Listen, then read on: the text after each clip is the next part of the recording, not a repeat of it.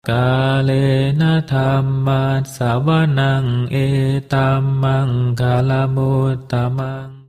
Kita lanjut pada part 2 pembacaan buku dengan judul Ananda Penjaga Dhamma oleh Helmut Hecka, penerbit Dhammacita Press, alih bahasa Lestoro. Pada part 2 ini dibacakan topik-topik mengenai sikap Ananda terhadap wanita, Ananda dan rekan-rekan biku, percakapan Ananda dengan Hyang Buddha, dan kehidupan-kehidupan lampau Ananda. Pada bagian kehidupan-kehidupan lampau Ananda, diceritakan kisah-kisah kehidupan Ananda dengan Hyang Buddha dalam bentuk cerita Jataka. Ada beberapa cerita yang akan diceritakan di situ nanti. Selamat mendengarkan. Semoga Anda berbahagia. Sikap Ananda terhadap wanita.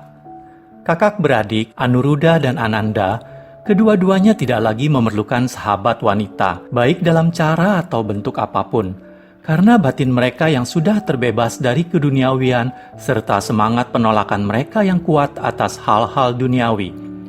Tetapi, bagi kedua-duanya, lawan jenis itu menimbulkan suatu penolakan dalam cara-cara yang berbeda. Bila seseorang banyak berhubungan dengan masyarakat, maka ia harus mengingat akan perbedaan jenis kelamin. Mengenai diri Ananda, hal ini diperlibatkan sebagai keprihatinan serta usaha khusus untuk merawat 4 macam siswa. Bukan hanya para biku dan umat awam pria saja, tetapi juga para bikuni dan umat awam wanita. Tanpa Ananda, maka hanya akan ada 3 macam siswa, karena dialah yang menolong mendirikan pesamuan para bikuni. Ini terjadi sebagai berikut. Anguttara Nikaya 7 Romawi, 51, Culawaga 10 Romawi titik 1. Ketika banyak bangsawan suku Sakya telah menjadi biku, para istri, saudara perempuan serta anak perempuan mereka juga mempunyai keinginan untuk menempuh kehidupan suci di bawah bimbingan Hyang Buddha. Sejumlah besar kaum wanita suku Sakya di bawah pimpinan ibu tiri Hyang Buddha, Mahapajapati, telah mengikuti Hyang Buddha dan mencoba secara sia-sia untuk memperoleh izin mendirikan pesamuan para bikuni. Ananda melihat ibu tiri Hyang Buddha dengan kaki bengkak, berlapis debu, mata penuh air mata di depan pintu gerbang wihara di Vesali. Ketika Ananda dengan penuh kasih sayang menanyakan alasan kesedihannya, ia menjawab bahwa Hyang Guru telah 3 kali menolak permohonannya untuk mendirikan suatu pesamuan para bikuni. Atas dasar kasih sayang, Ananda memutuskan untuk menengahinya sendiri. Ia pergi menghadap Hyang Guru, tetapi permohonannya juga 3 kali ditolak. Kemudian ia bertanya, jika seorang wanita meninggalkan kehidupan rumah tangga dan memasuki kehidupan tanpa rumah dan mengikuti ajaran dan disiplin Hyang Bagawa, apakah ia mampu mencapai hasil kesucian Sotapanna, Sakadagami, dan Arahat? Hyang Buddha mengiyakan hal ini. Selanjutnya Ananda menyatakan permohonannya dalam cara lain. Bila seorang wanita mampu berbuat demikian, Guru dan lagi pula Mahapajapati Gotami telah memberikan pelayanan yang amat besar kepada Guru. Ia adalah bibi pengasuh dan perawat Guru, menyusui Hyang Bagawa dengan air susunya sendiri setelah ibunda Guru meninggal. Karena itu, alangkah baiknya bila Hyang Bagawa berkenan mengizinkan kaum wanita meninggalkan rumah tangga untuk menempuh kehidupan tanpa rumah, mengikuti ajaran dan disiplin Hyang Guru. Di sini Ananda mengajukan 2 alasan untuk dipertimbangkan. Pertama, kenyataan bahwa seorang wanita dalam pesamuan dapat mencapai hasil yang tertinggi, menjadi orang suci, seorang arahat dalam kehidupan sekarang ini juga, yang tujuan tersebut jarang sekali dapat dicapai dalam kehidupan berumah tangga. Kedua, ia mengemukakan unsur rasa terima kasih yang amat pribadi atas pelayanan yang amat berjasa dari Mahapajapati Gotami terhadap Hyang Buddha, yang sekarang akan menjadi alasan yang baik bagi beliau untuk membantu ibu tirinya memperoleh pembebasan akhir. Sebagai tanggapan atas argumen-argumen ini, Hyang Buddha setuju untuk mendirikan pesamuan para bikuni, asalkan beberapa larangan dan peraturan diikuti. Dari kejadian ini orang mungkin memperoleh kesan bahwasanya diperlukan argumen-argumen yang kuat dan pandai dari Ananda untuk mengubah pikiran Hyang Buddha. Tetapi pikiran Hyang Buddha tidak dapat diubah, karena beliau selalu berhubungan dengan realitas mutlak. Apa yang terjadi di sini semata-mata merupakan kejadian yang sama yang dihadapi oleh semua Buddha, karena mereka semua telah mendirikan Sangga Bhikkhuni. Seluruh peristiwa ini bukan dimaksud untuk mencegah pendirian sangga cabang wanita, tetapi hanya untuk memperkuat dengan pernyataan keraguan-raguan bahwa hal ini akan menimbulkan bahaya besar bagi sangga. Karena alasan inilah, maka Hyang Buddha telah menetapkan 8 syarat yang telah dipilih sedemikian rupa sehingga hanya wanita yang terbaik saja yang akan mampu mematuhinya. Syarat-syarat tersebut juga berfungsi untuk menghasilkan suatu pemisahan jenis kelamin dalam sangga dengan cara sebaik mungkin.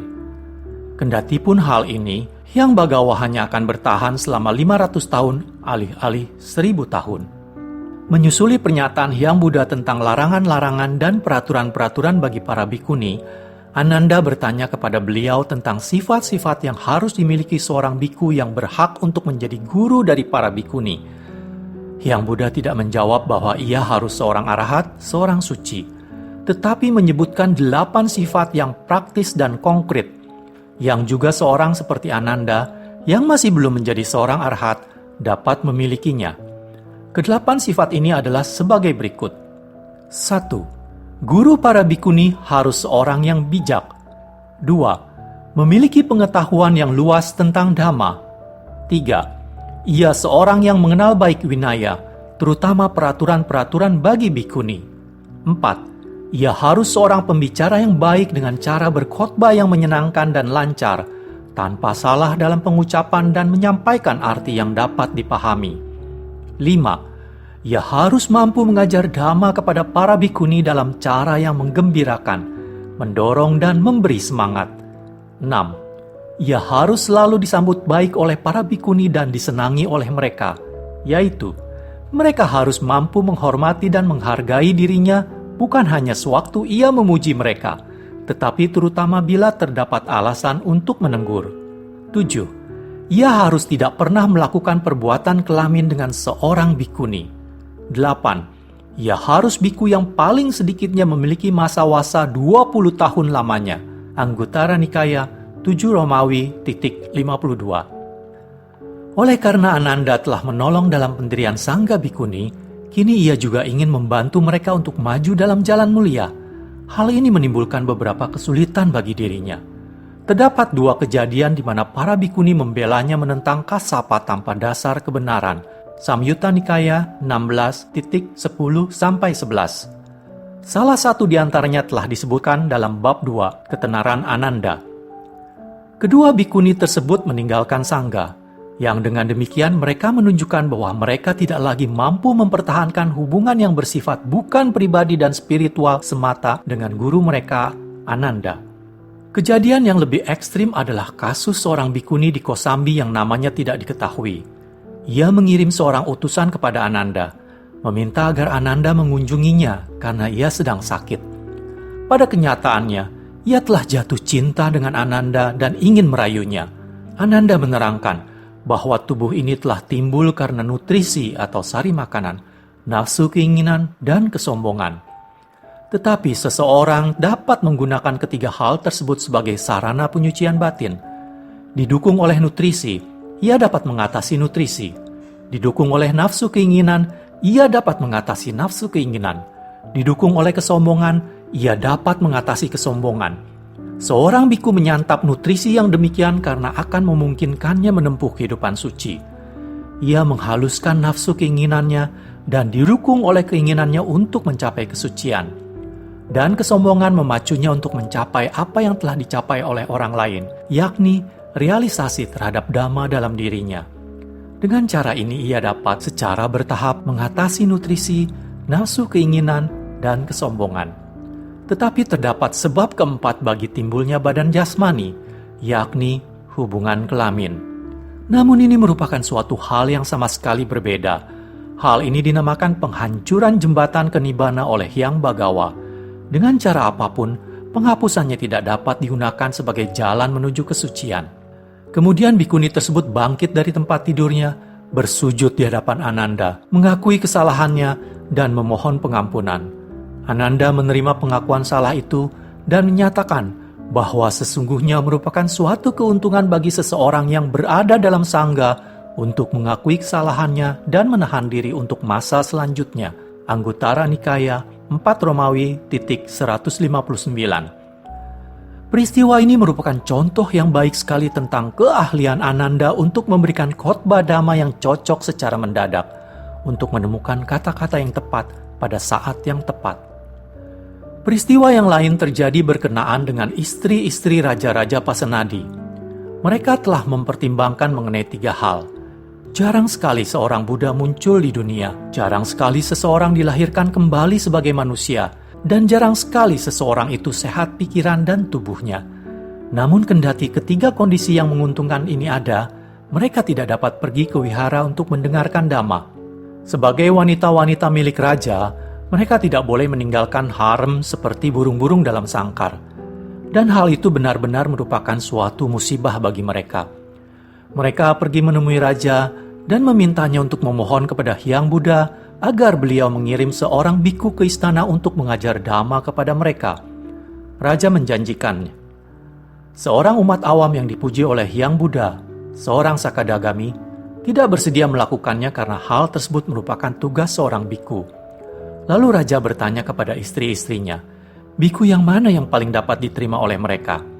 Mereka berunding sendiri dan kemudian dengan suara bulat meminta kepada raja agar ia memohon Ananda, penjaga dhamma, untuk datang dan mengajarkan mereka. Hyang Bagawa memenuhi permintaan raja, dan sejak saat itu Ananda memberi khotbah dhamma kepada wanita-wanita tersebut. Pada suatu hari, selama waktu mengajar ini, salah satu permata mahkota telah dicuri orang. Segala sesuatunya diperiksa, dan wanita-wanita itu merasa dalam kesulitan karena ketidaktenangan yang diakibatkan oleh kejadian tersebut. Karena hal ini mereka tidak begitu menaruh perhatian dan bersemangat untuk belajar sebagaimana biasanya.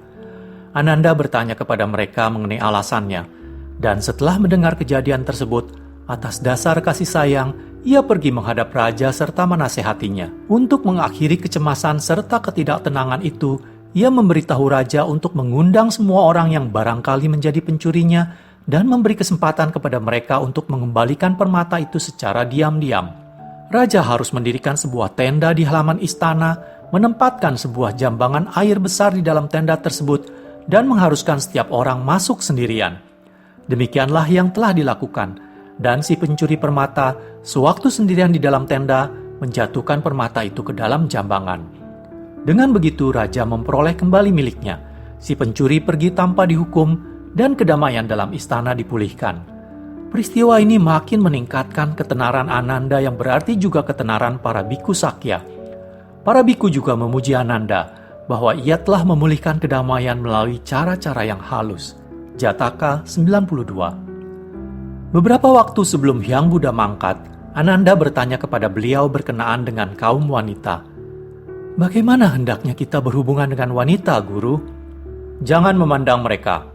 Tetapi jika seorang melihatnya, Guru, jangan menyapanya. Tetapi jika ia berbicara dengan kita, jagalah perhatian dan pengendalian diri. Digha Nikaya, 16. Pertanyaan ini diajukan oleh Ananda mengingat kematian Hyang Buddha yang sudah dekat, tepat sebelum persiapan-persiapan untuk perabuan. Karena itu, masalah ini pastilah suatu hal yang penting bagi Ananda. Bagi dirinya sendiri, ia tidak lagi memerlukan nasihat untuk melatih pengendalian diri. Keinginan indrawi telah diatasi oleh dirinya selama 25 tahun. Tetapi selama bertahun-tahun, ia melihat betapa masalah mengenai hubungan lawan jenis berkali-kali mengusik emosi. Pertanyaan tersebut mungkin telah diajukan oleh Ananda karena alasan ini. Tetapi juga disebabkan peringatan dari Hyang Buddha bahwa Sangga terancam karena pendirian Sangga Bikuni dan masa hidupnya menjadi lebih pendek. Ia ingin memberitahukan rekan-rekan seangkatan dan para penerusnya kata terakhir dari Hyang Buddha tentang masalah ini. Ananda dan rekan-rekan biku. Di antara semua biku, Sariputta merupakan kawan terdekat Ananda. Nampaknya tak pernah ada hubungan dekat antara Ananda dan kakaknya Anuruddha. Sebab yang belakangan lebih menyukai kesunyian, sedang Ananda senang dengan orang banyak. Sariputta merupakan siswa yang paling menyerupai Hyang Guru. Dan dengan dirinya ia dapat berbincang-bincang dalam cara yang sama seperti dengan Hyang Buddha. Sungguh luar biasa bahwa di antara semua biku, hanya Sariputta dan Ananda sajalah yang telah menerima gelar kehormatan dari Hyang Buddha. Sariputta disebut Panglima Dhamma atau Dhamma Senapati, dan Ananda disebut Penjaga Dhamma. kita dapat melihat peranan-peranan mereka yang saling melengkapi. Sariputta, sang singa, adalah guru yang aktif. Ananda lebih bersifat sebagai pemelihara dan bendaharawan. Dalam beberapa segi, metode Ananda lebih mirip dengan metode Mahamogalana yang kecenderungannya juga bersifat keibuan dan memelihara. Ananda dan Sariputta kerap kali bekerja bersama-sama. 2 kali bersama-sama mengunjungi hartawan Anathapindika yang sakit, Majjhima Nikaya 153, Samyutta Nikaya 55,26, menangani pertengkaran para biku dari Kosambi, Anguttara Nikaya 4 Romawi 221, dan banyak mengadakan diskusi dhamma dengan satu sama lain. Ketika suatu hari Ananda menerima berita bahwa Sariputta meninggal dunia, ia merasa amat terharu. Segenap penjuru menjadi temaram, dhamma pun menjadi tak jelas bagiku. Ya, sahabatku yang mulia telah pergi, dan segala sesuatu nampak gelap. Theragata 1034. Secara badani, ia benar-benar merasa hancur dan bahkan pada saat itu, dhamma pun tidak hidup dalam dirinya. Demikian hebatnya pengaruh berita tentang kematian itu. Kemudian Hyang Buddha menghibur kepadanya. Beliau meminta Ananda untuk merenungkan apakah Sariputta telah membawa serta kebajikan atau meditasi, kebijaksanaan, kebebasan, kesucian kebebasan dengan dirinya. Ananda harus mengakui bahwa hal-hal ini satu-satunya segi yang penting tidaklah berubah. Tetapi ia menambahkan, Sariputta telah menjadi sahabat dan teman yang amat bermanfaat bagi dirinya dan yang lain-lainnya. Kembali Hyang Buddha mengarahkan pembicaraan itu ke tingkat yang lebih tinggi dengan mengingatkan Ananda akan apa yang beliau, Hyang Buddha, selalu ajarkan, bahwa tiada sesuatu yang telah timbul dapat tetap untuk selamanya. Kematian Sariputta adalah bagi para siswa lainnya seperti memotong cabang utama sebuah pohon besar. Tetapi hal itu hendaknya menjadi alasan lain untuk bersandar pada diri sendiri, bukan pada orang lain, dan menjadi cahaya dan pelindung bagi diri sendiri. Samyutta Nikaya 7,13. Banyak juga diskusi antara Ananda dengan biku-biku lain yang tercatat. Hanya beberapa saja yang dapat diceritakan di sini. Pada suatu hari, Yang Arya Wangisa menyertai Ananda pergi mengumpulkan dana makanan. Di tengah perjalanan, Wangisa dikuasai oleh ketidakpuasan. Penyakit para pertapa paling berbahaya. Batinnya digenangi oleh keinginan indrawi. Tiba-tiba saja kehidupan biku nampaknya tidak berarti dan sia-sia baginya. Tetapi rumah dan kehidupan keluarga amat menarik dan menyenangkan. Yang Arya Wangisa meminta bantuan Ananda. Sewaktu Ananda menyadari apa yang sedang terjadi pada diri sahabatnya, ia berbicara kepadanya dalam bentuk syair. Karena Wangisa, penyair dalam sangga, telah menyuarakan permohonannya dalam bentuk syair juga. Ananda berkata, "Karena persepsimu menyimpang, batinmu menyala dengan nafsu. Tanda-tanda kecantikan hendaknya kau hindari, yang terjalin dengan hasrat dan keinginan bernafsu. Batinmu yang terpusat dan terpadu hendaknya dikembangkan. Dengan melihat sifat yang menjijikkan, dengan perhatian yang diarahkan pada badan jasmani, seringlah berdiam dalam sifatnya yang menjijikkan." Theragata 1224,1225. Ananda menunjukkan kepadanya bahwa ia selalu memperbesar hasrat indrawi karena persepsinya tidak terkendali, sehingga ia terpikat oleh pesona wanita. Bila perasaan akan kehilangan menjadi terlalu kuat, hal tersebut akan terwujud sebagai kebosanan pikiran dan ketidakpuasan, seperti semacam ketidaksenangan terhadap kehidupan pertapa. Karena itu, Wangisa harus menenungkan dengan bijaksana atas hal-hal tersebut yang nampaknya indah dan menggairahkan. Maka ia akan memahami bahwa tubuh ini tidaklah indah. Ini akan menjadi praktek yang amat bermanfaat bagi dirinya. Biku Cana terganggu dengan keraguan-raguan tentang dhamma. Ia mengerti bahwa 5 kelompok kehidupan atau kanda itu bersifat tidak kekal. Namun ia ngeri akan nibbana, menganggapnya sebagai penghancuran terhadap ego atau aku. Kemudian ia datang untuk meminta nasihat pada Ananda. Ananda menghiburnya. Ia akan mengerti ajaran. Ia sudah mulai menerobos ke dalam kulit yang keras. Cana merasa gembira dan mendengarkan dengan penuh perhatian pada uraian Ananda mengenai khotbah Hyang Buddha tentang ada dan bukan ada. Samyutta Nikaya 12,15. Setelah itu Cana berseru betapa menakjubkannya memiliki kakak yang bijaksana seperti guru. Kini ia kembali menjadi teguh dalam Dhamma. Samyutta Nikaya 22,90. Percakapan Ananda dengan Hyang Buddha. Apabila orang menganggap apa yang tidak diucapkan juga sebagai percakapan, hubungan yang bersifat pribadi dengan suatu wacana Dhamma, maka seluruh kanon Pali sesungguhnya terdiri dari percakapan-percakapan Ananda dengan Hyang Buddha. Ia hampir selalu hadir ketika Hyang Buddha memberikan khotbah, dan bukan hanya selama waktu ia sebagai pembantu beliau. Dan beberapa khotbah yang telah diberikan oleh Hyang Buddha sewaktu ketidakhadiran Ananda, belakangan beliau ulangi untuknya. Di sini kita tidak dapat mengulang semua percakapan antara Hyang Buddha dan Ananda yang telah disebutkan dalam kanon Pali.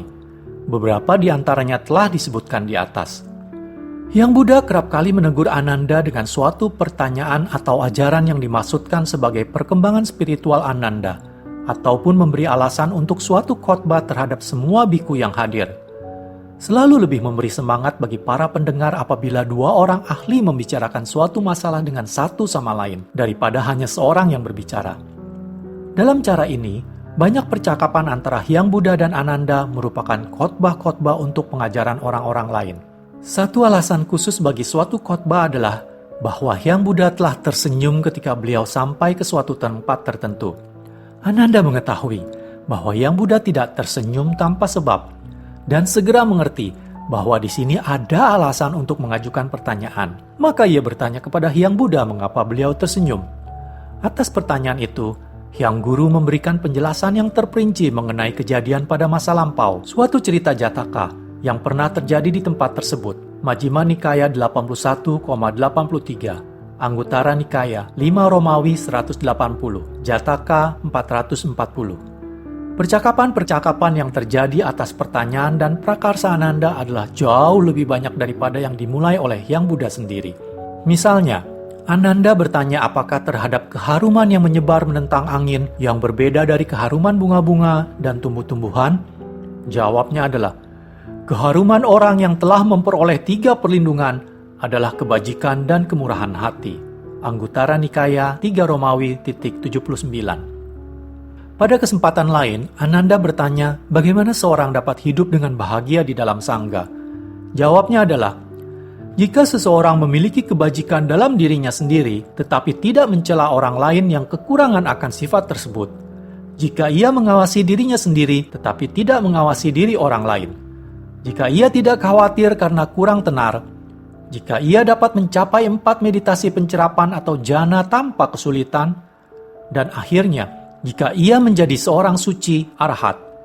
Jadi di sini langkah pertama pada jalan ke arah kesucian dikatakan sebagai tidak mencela atau mengamati orang lain, tetapi hanya menuntut pada diri sendiri. Anguttara Nikaya 5 Romawi 106.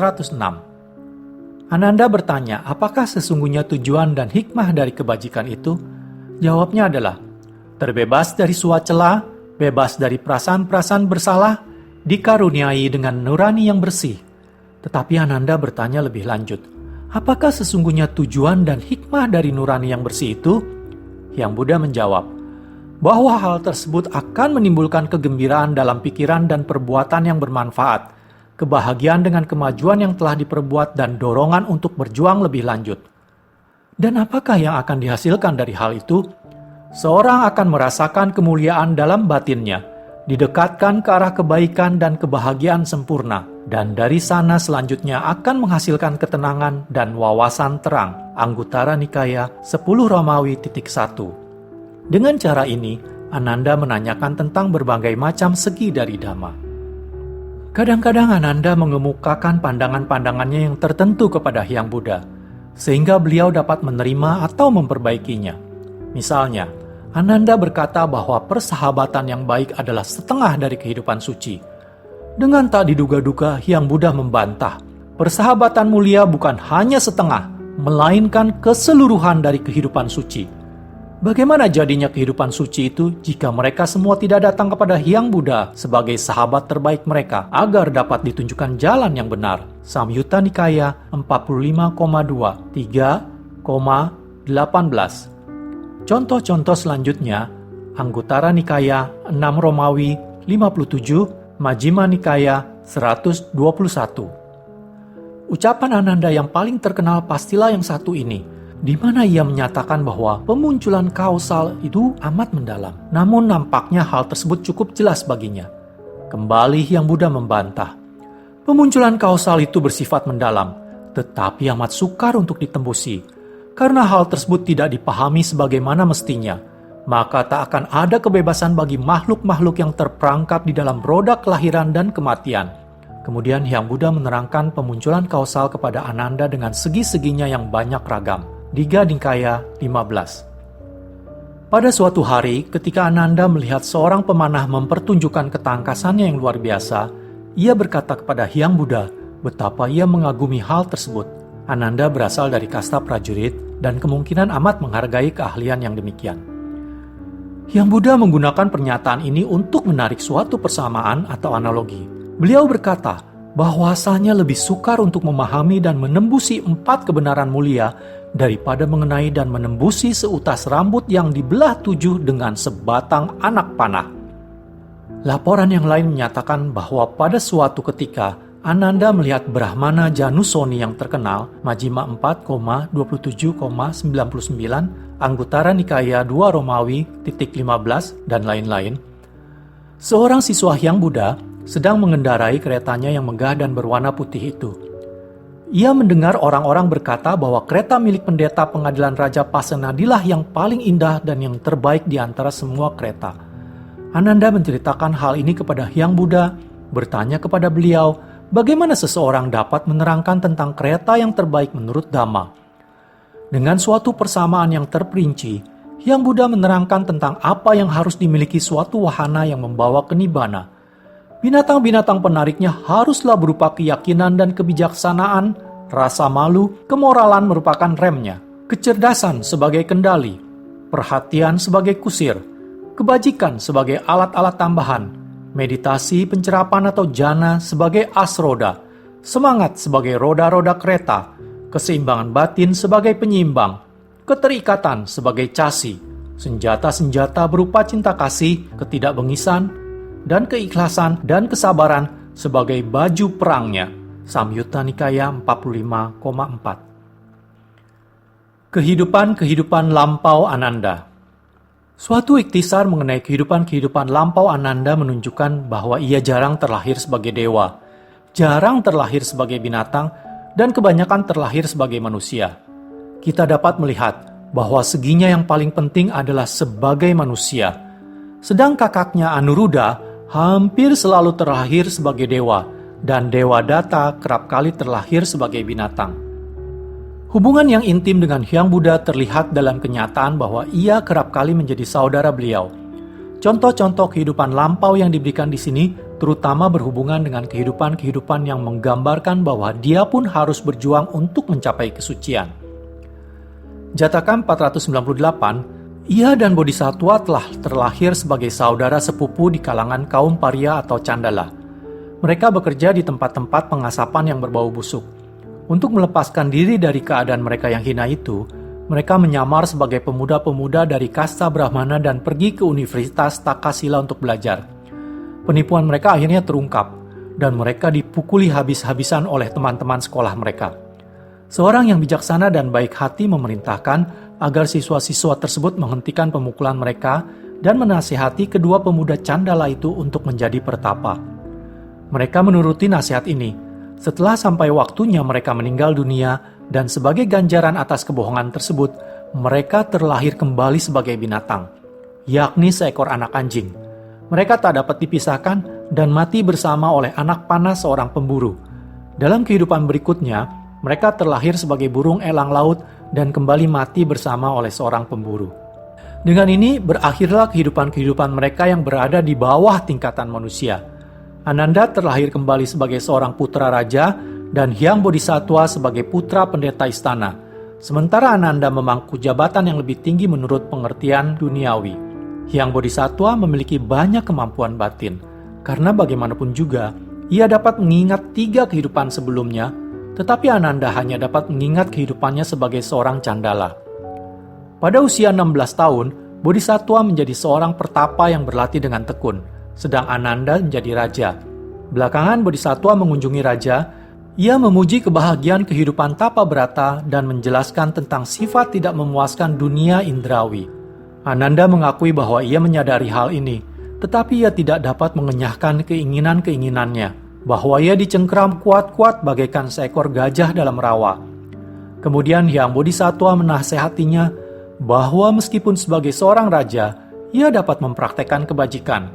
Misalnya, tidak menaikkan pajak-pajak secara tidak adil, dan memberikan bantuan kepada para pertapa dan pendeta.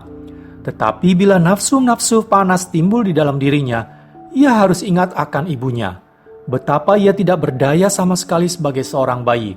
Dan jika ibunya tidak membesarkan dirinya, ia tidak akan pernah menjadi raja. Setelah memperoleh penjelasan demikian, Ananda memutuskan untuk menjadi pertapa. Dan setelah meninggal, keduanya terlahir kembali dalam alam Brahma. Jataka 421. Hyang Bodhisattva telah dilahirkan kembali sebagai seorang pekerja yang miskin dan berusaha mematuhi hari-hari pantang. Keinginannya untuk dilahirkan kembali sebagai seorang raja terpenuhi. Ananda hidup dalam kerajaannya sebagai seorang pemikul air yang miskin. Seluruh kekayaannya adalah sekeping mata uang yang ia sembunyikan di bawah sebuah batu di suatu tempat tertentu. Ketika diadakan perayaan di kota, istri pemikul air itu menganjurkan padanya untuk ikut bersenang-senang juga dan bertanya apakah ia mempunyai uang atau tidak. Ia berkata bahwa ia mempunyai sekeping mata uang tetapi disimpan di suatu tempat yang jauhnya 12 mil. Istrinya menjawab bahwa ia harus mengambilnya karena ia pun telah menyimpan uang sejumlah yang sama. Mereka dapat membeli karangan bunga, dupa, dan minuman dengan uang tersebut. Kendati pun panas terik tengah hari, Ananda berangkat. Bahagia dalam mengharapkan perayaan tersebut. Ketika ia melewati halaman istana raja, ia menyanyikan sebuah lagu. Raja melihatnya dan menanyakan alasan mengenai kegembiraannya. Ia menjawab bahwa ia tidak merasakan panas terik matahari karena ia sedang dihanyutkan oleh keinginan yang berkobar-kobar. Dan kemudian ia menceritakan kisahnya. Raja bertanya, berapa banyak jumlah kekayaannya itu? Barangkali saja 100.000 keping. Ketika akhirnya raja mendengar bahwa uang itu hanya 1 keping, raja berseru bahwa hendaknya Ananda tidak usah berjalan melewati teriknya matahari karena ia akan memberinya sekeping mata uang yang serupa. Ananda menjawab bahwa ia merasa amat berterima kasih karena dengan demikian ia akan memiliki 2 keping mata uang. Kemudian raja menawarinya 2 keping mata uang, tetapi meskipun begitu, Ananda berkata bahwa ia akan mengambil uang miliknya sendiri. Kini raja menjadi tertarik dan menaikkan tawarannya sampai 1.000.000 keping, sampai ke jabatan raja muda. Tetapi Ananda tetap tidak akan melepaskan mata uang miliknya. Hanya setelah raja menawarinya separuh dari kerajaannya, barulah ia setuju. Kerajaan dibagi menjadi 2. Ananda disebut raja sekeping mata uang. Pada suatu hari mereka berdua pergi berburu. Ketika merasa lelah, Hyang Bodhisattva meletakkan kepalanya di pangkuan temannya dan tertidur. Kemudian timbul pikiran Ananda untuk membunuh sang raja dan memerintah seluruh kerajaan seorang diri. Ia sedang menghunus pedangnya ketika ia teringat betapa ia, seorang dusun yang miskin, seharusnya merasa berterima kasih terhadap sang raja dan betapa jahat dirinya karena timbul niat yang demikian buruk. Ia menyarungkan pedangnya kembali ke dalam sarung. Namun meski untuk kedua dan ketiga kalinya, ia tetap dikuasai oleh keinginan yang sama. Merasa bahwa pikiran ini akan timbul dalam dirinya berkali-kali dan dapat menjerumuskan dirinya pada perbuatan yang jahat itu, ia melempar pedangnya, membangunkan sang raja, bersujud di hadapannya, dan memohon pengampunannya. Hyang Bodhisattva memaafkan dirinya dan berkata bahwa ia boleh memiliki seluruh kerajaan dan ia akan merasa puas menjadi raja muda di bawah kekuasaannya. Ananda menjawab bahwa ia sudah selesai dengan nafsunya akan kekuasaan.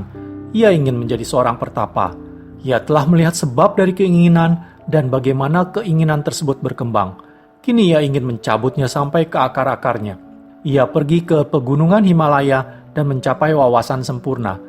Hyang Bodhisattva menempuh kehidupan duniawi. Jataka 282. Hyang Bodhisattva sebagai raja yang budiman dari Benares yang mempraktekkan 10 kebajikan raja. Maka ia berdana melaksanakan peraturan-peraturan moral, menjalankan hari-hari pantang.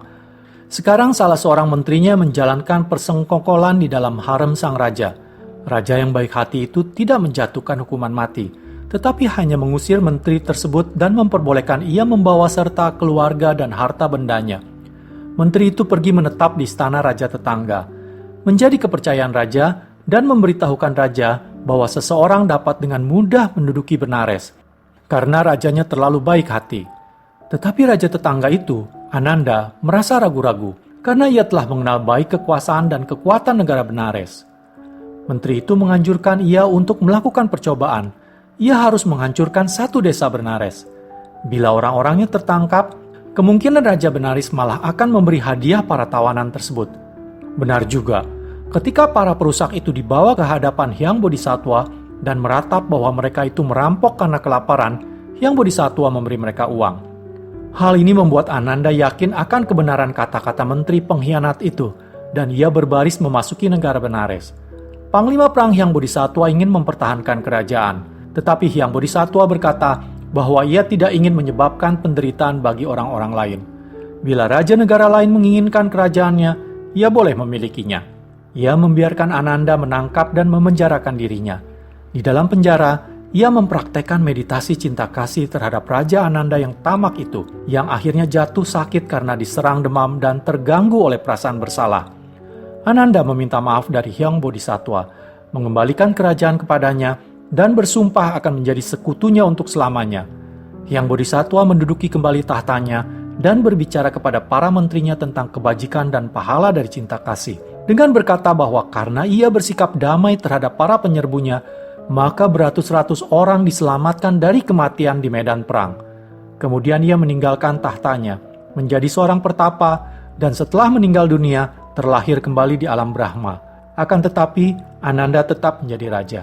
Kalena dhammat savanang etamang kalamuttamang